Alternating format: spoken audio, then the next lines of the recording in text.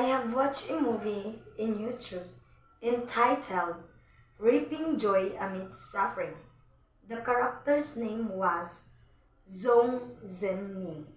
She is a church leader, though she has a back problem, but still, she's continued to do her duty despite the pain. Her condition worsens, and a hospital checkup reveals she has herniated disc. It means a condition that occurs when one of the discs in your spine or backbone tears or leaks due to natural wear in tear or injury. If she doesn't receive treatment right away, she can end up bedridden. She is worried about her condition. However, she believes that this condition happened to her by God's permission and that God trying her, testing her faith and devotion. She also believes that as long as she cooperates with the treatment and keeps doing her duty, God will surely protect her. But as time goes by, her condition gets worse and worse, and she is in danger of becoming paralyzed at any time. But despite of that sufferings she experienced, she continued to serve the Lord. Now, in 1 Peter 4, chapter 12 to 19, we're going to learn about suffering as a Christians. But here is the question. How does the Christian believers should remain hopeful and steadfast in bearing his name amid sufferings? How does the Christian believers should remain hopeful and steadfast in bearing his name amid sufferings? Early Christian believers should remain hopeful and steadfast in bearing his name amid sufferings. And 1 Peter chapter 1 verse 1, it says, he addresses his readers as exiles, as or residents as aliens who have been chosen, where he may previously preached the gospel, but to the Christians who are living their lives in such a way that they would stood out as aliens among their surrounding culture. This letter of Peter spoke about persecutions of a Christians, which he personally experienced, and those Christians would endure until the final reign of Emperor Nero in Rome.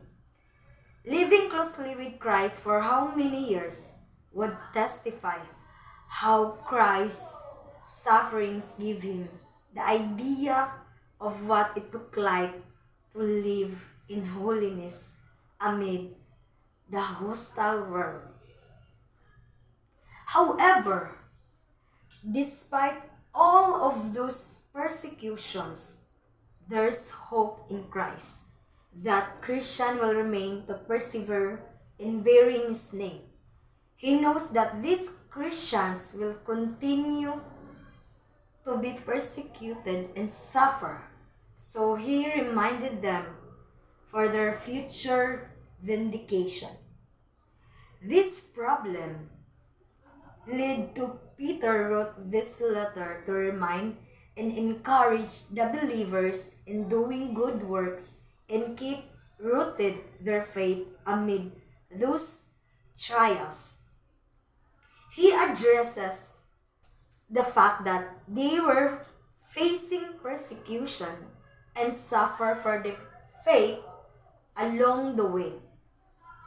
In this period, the Roman Empire viewed Christianity with suspicion, leading to several of discrimination, hostility, blaming Christian for the burning of Rome. He instructs the believers on how they should react during those times of trials. So today, we're going to take a look at these fiery trials and gives us idea why he was commanded this to the Christian believers to be remain steadfast in bearing his name amid trials. There are three things that we can get from this letter of Peter. First, do not be surprised by suffering. In 1 Peter 4:12 to 19 to 14 rather, the author here reminding these believers that trials and sufferings are part of the Christian journey and we cannot avoid it. Even Jesus also experienced it during his time here on earth, upon the life of the believers. Now, if you try to look at this passage, he addresses about fiery ordeal that will come upon the life of the believers, but these trials is used for refining of their faith. Through these trials, diri nato makita kung unsa kalig-on ang atong faith dira sa Ginoo. Yes, trials are very common in the believers or God's people. It can be categorized in different aspects such as insults, abuse, mocked, and discrimination of their faith. Because in the first place, according to verse 4, it says, as what Peter mentioned, since we are not joining to their doings. And 1 Peter 2:1 says, therefore, having laid aside all malice, treachery, and hypocrisy, and jealousy, and all slander, so Christian should live according to the will of God, not to the earthly things. Their behavior among the heathen be good, so that, while they speak badly of you, as evildoers, taking notice of your good works, they may glorify God on the day of his coming. And verse 13 says, be glad or rejoice, inasmuch you participating in the suffering of Christ, so that you may overjoyed when his glory is revealed. Suffering in one's faith is a sin as a way to share in Christ's own sufferings. This participation not only brings believers closer to Christ, but also prepares them for the future glory that will be revealed. You know, sometimes trials can put our faith to the test. Without these trials, there could not be maturity in the Christian life. No wonder that God uses trials for them or for us Christians to grow and yielded for his intended result. Now, if we try to look at in the Old and New Testament, there are a lot of passages talked about trials or sufferings, just like the life of Job, on how he also suffered because of his faith. Still, the Lord is faithful and blessed him abundantly. Because suffering in Christ's name is not unexpected. It came into existence and it became part of our life as human being. Even before Abraham came into existence, in Romans 3, in Romans 1, chapter 3, says there, the one born means the existence of Jesus Christ. Sufferings exist already, but this suffering that the believers may experience is just a testing of their faith. Because if we try to look at the context, Christians are living in the community of unbelievers. They are doing evil desires, lustful, wrath, hypocrisy, and all slander. As God chosen people, if necessary, they should not be shocked on it. Instead, they themselves live as a living stones, being built as a spiritual temple in order to be a royal priesthood. May kasabihan nga, let the problems ang magproblema. But here's the truth. God is bigger than our problems. Your faith in Him is more precious than gold, which is perishable. Even though they are tested by fire, sufferings, and problems comes in the life of every believers, they should keep their faith in Him for praising, giving glory, and honor at the revelation of Jesus Christ. Even though they cannot see God, but they believe in Him and love Him unconditionally. Even for what happened to them is quite unreasonable, but the degree they share the sufferings of Christ. Christians should continue to share all the good things to the people of their community, and even those people who persecuted them, as what Christ being taught. For not joining others to sins, but bless others with their lives. Christians should greatly rejoice in the evidence that the Holy One has taken up His dwelling people. Yes, fiery trials are difficult to endure, but this testing that they may experience is just a testing, and it can save them. Despite the difficulties, signifies the difficulties of sufferings of their faith, Christians are blessed and fortunate because of their sufferings signifies their deep connection to Christ that bring glory in God's presence in their lives. Sufferings does not destroy them, but it purifies them. It shows them that God is already beginning of His great work of renewal. Peter himself testified how Christ suffered to the unrighteous one to bring us to God. Now, Peter himself testified how Christ suffered to the unrighteous one to bring us to God.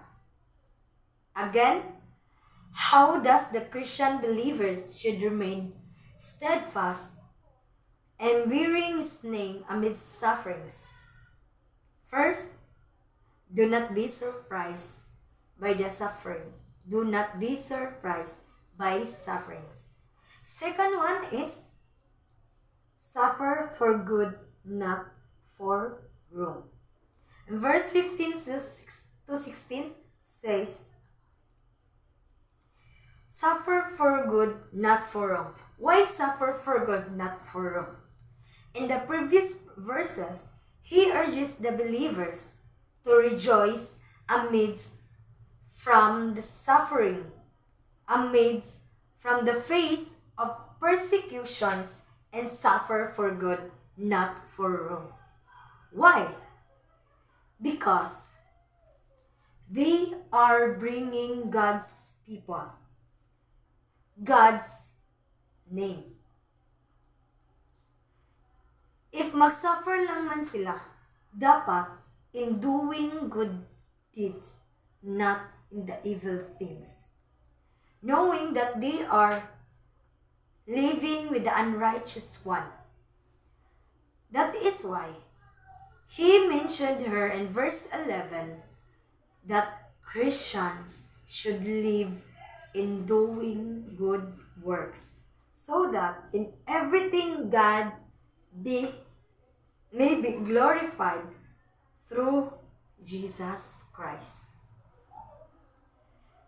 That their suffering is not the result of their own sinful actions and behavior. Instead, they should focus on a righteous living and by doing good works amidst a hostile world that they are living. Yes, not all sufferings are honorable for all of us. But as Christians, since we follow the footsteps of Christ, it is natural for us to suffer. And even Jesus himself experiencing persecutions. Even people wrongfully persecuted them, insulted them, mocked them, or falsely accused, but they are called to do good works amidst those sufferings, those trials that they are facing, because that's their role as God's people. Fixing their hope completely on the grace to be brought them at the salvation of Jesus Christ and enduring the sufferings, because it is the commitment to living out of their faith. As Christians, should not be ashamed of the sufferings, but to glorify God by this name. They should not feel ashamed or embarrassed in bearing God's name, because it is an honor, and Christians should see it as an opportunity to glorify God's name and for bearing his name even amid sufferings.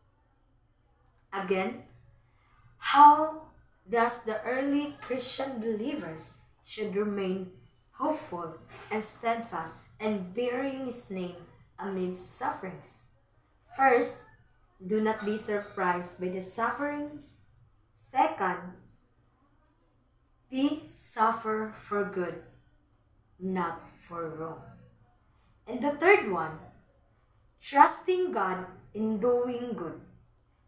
Verse 7 to 19, he gave this advice to the early Christian believers to keep on trusting God and continue doing good works amidst suffering, knowing that they live under the Gentile community. They are, as what I have said earlier, they are mocked, discriminated, insulted, but knowing they are a bearer of Christ's name. So they should not be ashamed of that and to live out their faith in Him. And verse 17, judgment begin with the household of God. So if God will judge us Christians for not doing good to others, especially those people who are disobedient to God, ano nang mangyayari kung wala tayong ginawa? What would be the end of those disobedience to the gospel and to the gospel of God? Again, what would be the end of those disobedience to the gospel of God? Of course, they get a severe punishment from God for being disobedient and rejecting of His words. So, if those righteous people of God did not do anything for the unbelievers, what will happen to the ungodly and sinners?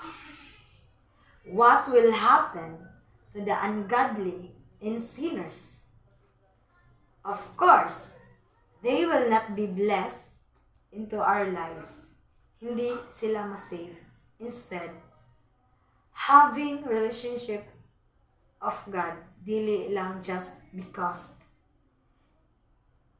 did not do anything for them. Because Christians did not do anything for them. So that those people who are suffering according to the will of God, they should keep their behavior excellently among the Gentiles. Para makikita sa mga unbelievers that Christ lives in their lives. Christians will become a blessing to the unrighteous one, that despite those sufferings that they may encounter, they are continue doing good deeds, and Christians should live as an example to the unbelievers for following Christ's steps. Being insulted, but did not insult in return. Imagine, Christ was being insulted, but Christ did not insult to them. But Christ did not insult them back. They may live in doing what God requiring us or them to do, because all of these wants that we have in our hearts and minds were renewed with Christ. It says, in ourselves, means you shall love the Lord your God with all your heart, mind, and soul. Kanang with all your being, kanang higugmaon nimo ang Ginoo sa tibuok nimo kinabuhi. I know that sufferings was already existed, but as a reminder for all of us here, that as Christians, in times of trials, keep your faith rooted in Him and continue doing good works. Again, in times of trials, keep your faith rooted in Him and continue doing good works.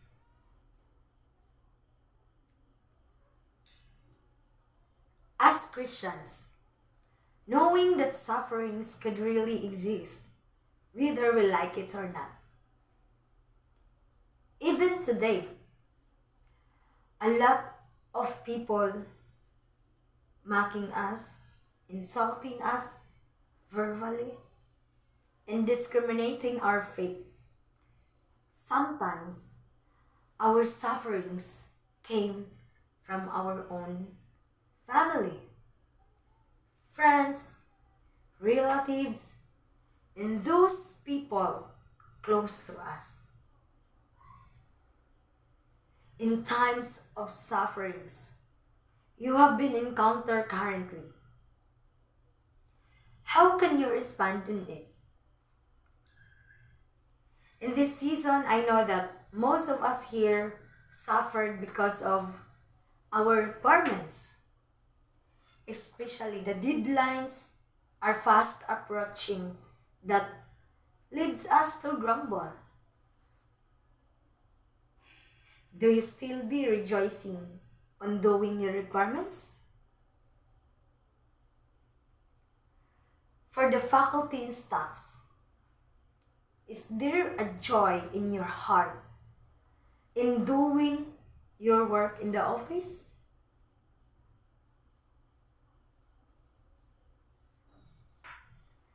This time this time of your sufferings you have encountered right now, did you keep trusting? Did you keep trusting the Lord rather than these trials? Students, faculties,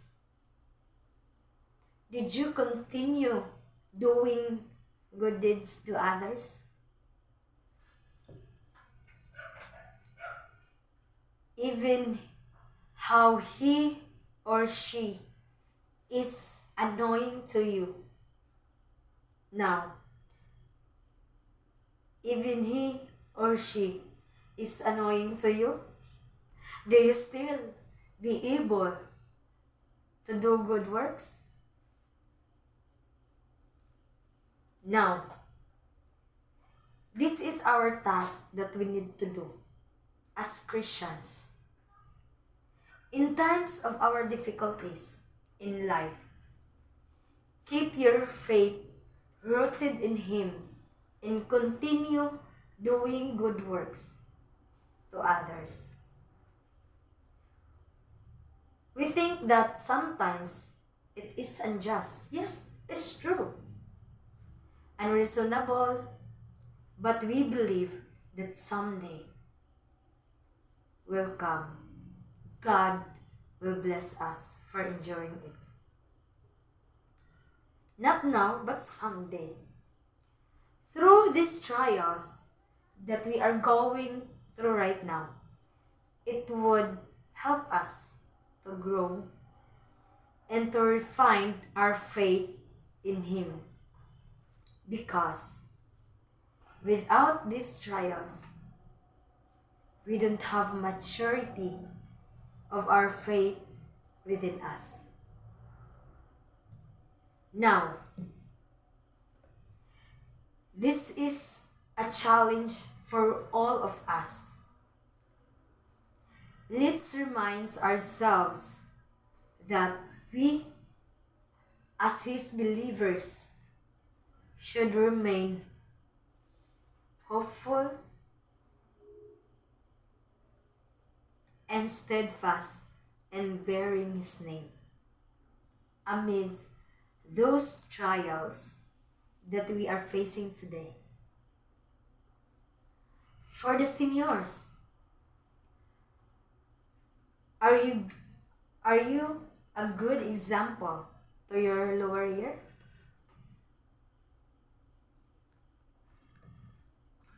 How about the juniors and sophomore? Are you a good example to the freshman year?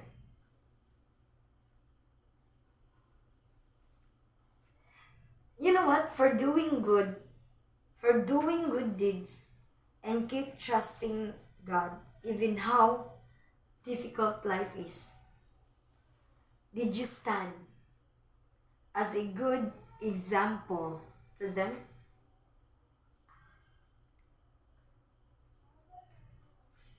Did you stand as good kuyas and ates to them? Now, for all of us here, even the faculty and staff, as His witness, let us continue to bear His name. May trials man o wala, let's keep our faith rooted in Him.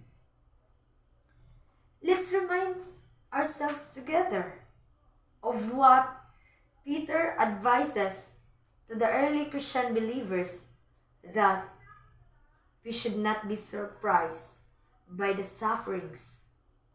Suffer for good, not for wrong, and trusting God in doing good. When we go through hard times, let us remain rather joyfully in keeping our faith rooted in Christ. When we go through hard times, let's remain joyfully in keeping our faith rooted in Christ. Brothers and sisters in the Lord, today we know that following Christ is a tough road. We may face a lot of trials, challenges, circumstances in our life along the way. Especially in our ministry, it is the reality for us Christians that there is a lot of people will mock us, insulted us throughout our journey. That's the reality. And even Jesus himself experienced that throughout his ministry. But in line all of these trials, try to assess yourselves right now on how can you apply the advices of Peter in your daily life. Do not be surprised by the sufferings. Suffer for good, not for wrong. Trusting God in doing good.